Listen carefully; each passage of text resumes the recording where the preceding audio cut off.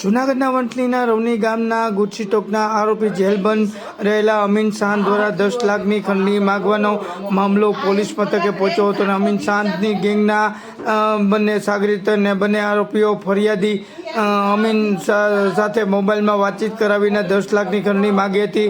જ્યારે ખંડણી માગતા એજાદ ઉર્ફે એજુ ફારૂકભાઈ બ્લોચ અને ઓમાન બિન સઈદભાઈ જફાએ ફરિયાદીને આપી હતી ધમકી અને ફરિયાદી થોડા સમય પહેલાં રામભાઈ રાઠોડ પાસે શેર બજારમાં રોકાણ કરવા માટે ₹10 લાખ લીધેલ હતા અને 2 વર્ષ પહેલાં રામભાઈની હત્યા થઈ હતી।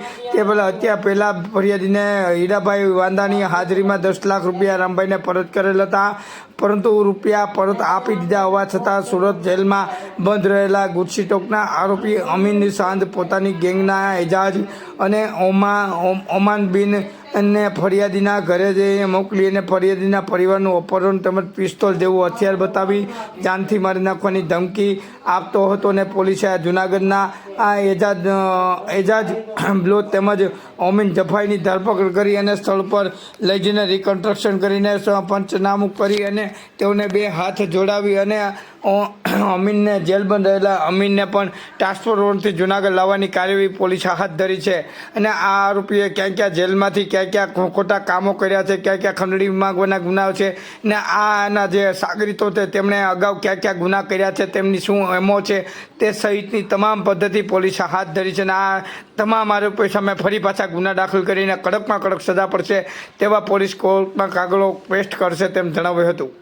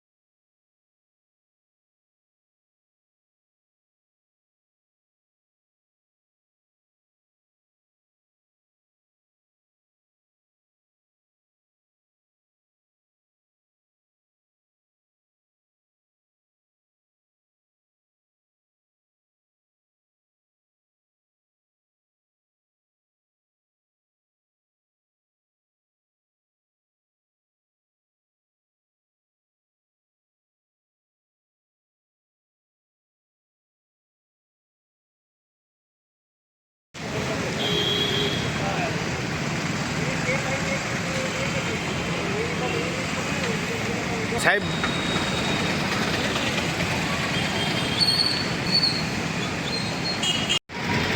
આપણી ટીમમાં જઈએ બેટા ક્યાં સાપુરથી સરાડી આવવું જોઈએ.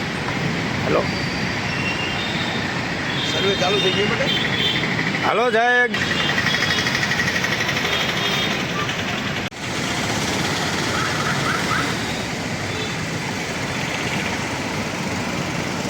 લઈ આવે સાહેબ બી આપણે